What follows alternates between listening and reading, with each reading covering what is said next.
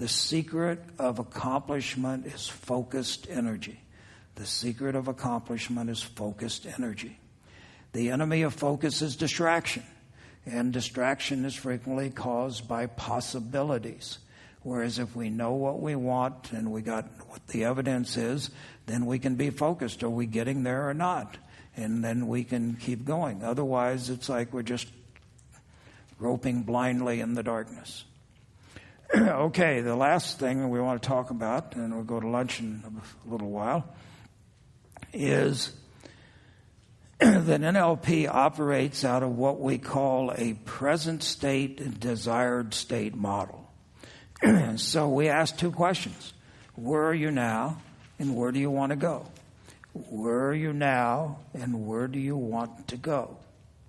Now, this differs from a lot of what goes on in the world, and it particularly differs from traditional psychotherapy.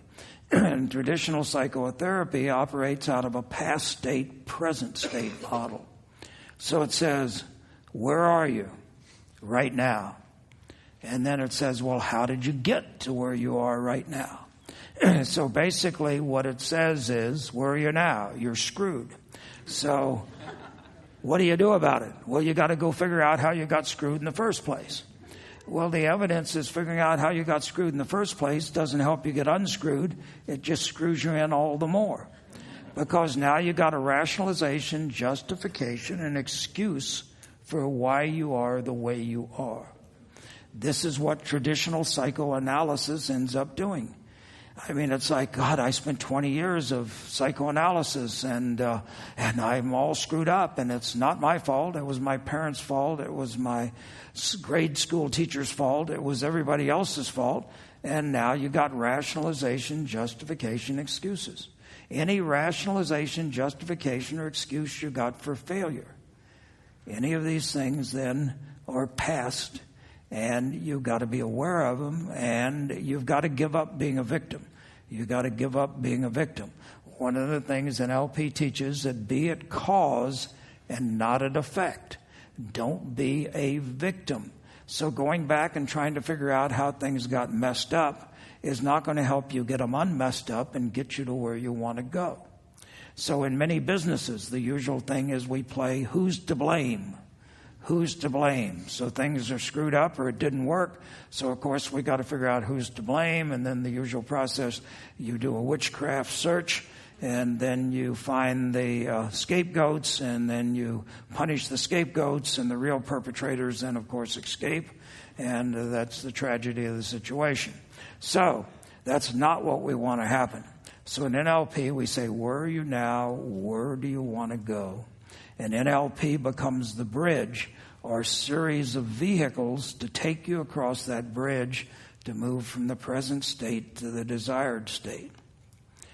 Now then, too often in life, and many of the people we're going to be dealing with are victims. They're victims in their own mind. They've got stuff in the past that they claim that they're not responsible for and that they had no control over. Or they may have had control over it, but it happened anyway. And that's created the mess that they're in right now. And so the first thing is to take responsibility. We can't change the past. Only by acceptance of the past can we alter its meaning. So we have to accept the past. We have to say this is the way it is.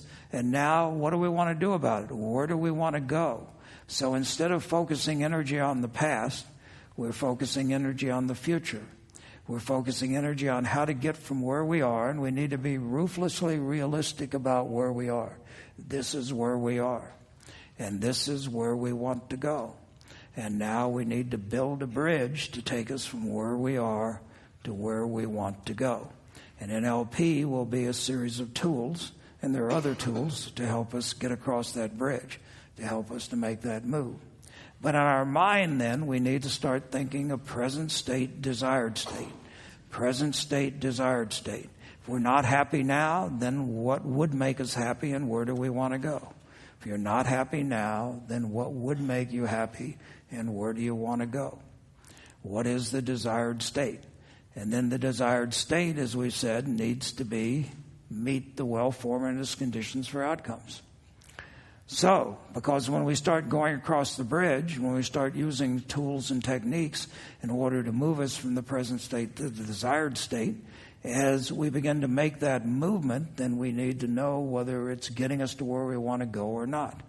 We need to know whether it's getting us to where we want to go or not. Now, a general map of some of the parameters we're going to be working with in NLP is the oldest model. Could somebody help me and bring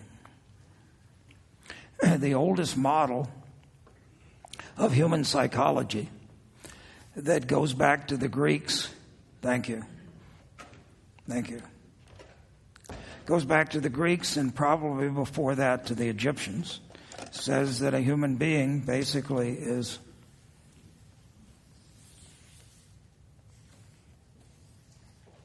composed of three things.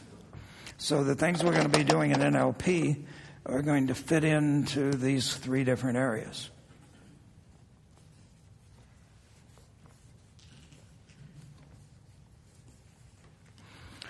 We call these external behavior, internal states, and internal processing. So this is being or doing. This is feeling, emotions. This is thinking. This is the cognitive, the doing aspect. This is the feeling, the emotional, the affective aspect.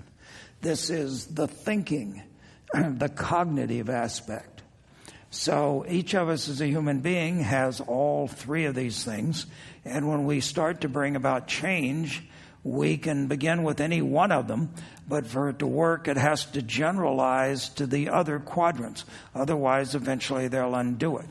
And in the history of NLP, there's been basically three different approaches. You've got Grinder and his disciple Robbins, and their whole approach is changing physiology, change physiology.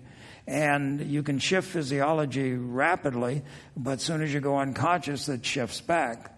NLP is fairly gross in its method of dealing with physiology. There's a lot better stuff out there. If you want to make permanent changes, you need to do starting with massage and then Rolfing, and then more subtle stuff like Traeger work and Alexandria work, and then maybe the most subtle cranial osteopathy. But anyway, there's a whole set of tools here that can be used to work with the body. Now, working with the heart or the emotions, this then is the working with feelings, working with emotions, working with the affective. This is where our values come from. This is where the energy that drives and propels comes from. And the third thing is working in the cognitive, working with thinking, working with what we'll call strategies, and working with beliefs, and working with the cognitive component. And so in going from the present state to the desired state, then we're probably going to need to change one or a combination of these. And a lot of people will focus on one, but then if the others don't change to adjust, then the others are going to undo. So you need to look at it as a system, and you've got to move the whole system. So this is a powerful map, so to help you orient. Am I working at a behavioral level? Am I working at an emotional level with the values? Am I working at an intellectual level with strategies and beliefs? And which am I going to be working with, and how am I going to get there?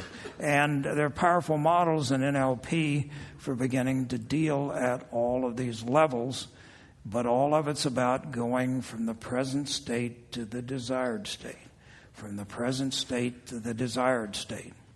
So, once again, you need to be very clear about where you are now. Where are you now? Now then, in this training, it would be very helpful if you don't lie to yourself. So if you lie to me, that's okay, but don't lie to yourself because you're shortchanging yourself. So you need to be first honest with yourself. You need to be honest to where you are. And frequently we may have a hard time seeing where we are. There's certain things we're blind to. We've got so-called defense mechanisms another psychological excuse for not facing the reality of where we are. We need to face the reality of where we are. Where are we, and where do we want to go? What is our desired state? Now, frequently another one of the problems is people don't dream big enough. There's this great quote from Mandela, which is basically that we don't dream big enough, that we're too caught in our small ideas.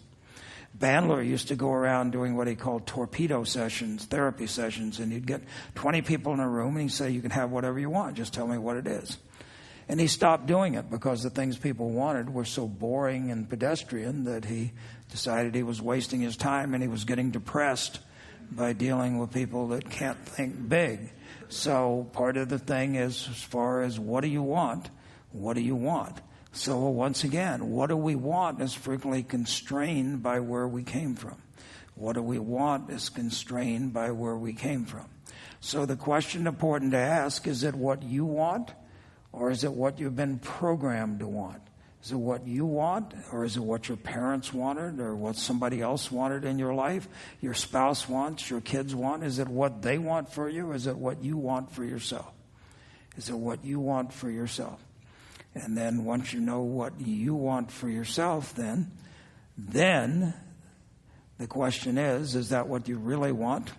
And how big are you thinking? So what happens is we frequently start off when we're children, and there's certain things we think we want, and we may go through our whole life going after those, and then finally we may get them, and we go, is this all there is? Gee, I thought it was going to be different when I got it. I thought something magical would happen, and then it doesn't, and then we end up disappointed. So once again, we need to revise what it is we want. We need to revise what it is we want. Otherwise, we're going to spend our life chasing a childhood dream that we really no longer have and is no longer important. So we need to continually update our outcomes. Update our outcomes based on where we are now and what we really want. And we need to learn to think big. We need to learn to set big outcomes. Usually we think too small. We think too small. In order to achieve things, then frequently the mere fact that we consider it is going to be one of the keys. I mentioned Michelle Thomas could teach people to speak a language proficiently in 5 days. And so how was he able to do it? He was able to do it because he was not a language teacher. He never started off as a language teacher. In every field that I go into, when my wife Marilyne and I do modeling, we find there's all sorts of restricting beliefs that are there about what's possible. And then these restricting beliefs then prevent people from achieving something. So how many restricting beliefs have you brought into? How many restricting beliefs have you brought into? It's amazing. It happens all the time in athletics, that once people find out what other people do, then suddenly they lose abilities. So there was a couple of diving coaches, and they were driving by a pool, and they happened to look over and see this kid jumped off the board, and they went, whoa, who the hell is that? Who taught him? Who's their coach? I didn't even know there was a coach around here. So they pulled into the pool, and they went in to the person, and they said, hello, and they said, are you, who's your coach? And the person, I don't have a coach. I just dive for the fun of it. I've never. And they said, well, can we teach you some? And the guy said, yeah, okay. So they said, okay, do a 2.5, which he did easily. And they said, do a 3.5. And then they said, do a 4.5. So he did a 4.5. As soon as he went under the water, they went, whoa. But then before he came up, then they shifted their physiology back as if there was nothing happened. And then they said, okay, well, you've got real talent, and we'd like to start working with you. So they started coaching Mark Lindsay. And he first could do the 4.5. And then when he found out nobody else was doing the 4.5, suddenly he began to lose the ability to do the 4.5. And he didn't manage to win a gold medal in the Olympics, but it wasn't with the 4.5. So once again, we've got so many ideas in our own mind about what we're capable of and what's possible. We're limited by our own beliefs about what's possible and what's capable. Those are the most dangerous beliefs we have. What we think is possible and what we think we're capable of.